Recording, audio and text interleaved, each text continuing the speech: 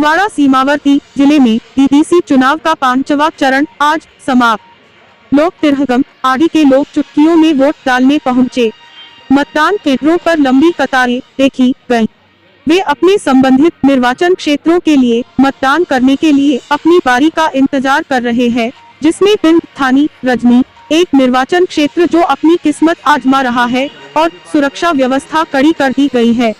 इस बीच चुनाव प्रभारी कश्मीर भारतीय जनता पार्टी कश्मीर के आशिक मसूरी ने सभी क्षेत्रों का दौरा किया और यात्रा के दौरान मीडिया कर्मियों ऐसी बात की।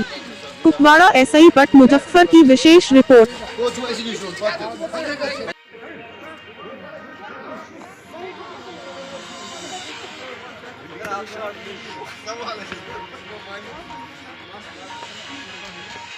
पावर नहीं है, ट्रांसफार्मर नहीं है, स्कूल है, ऐसे पड़े हैं। हम डेवलपमेंट के लिए आए हैं।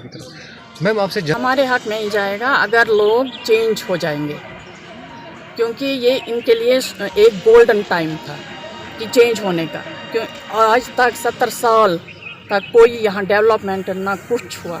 आज इनको चेंज करना है अपने आप को। किनको चेंज करना है? लोगों को, यूथ को।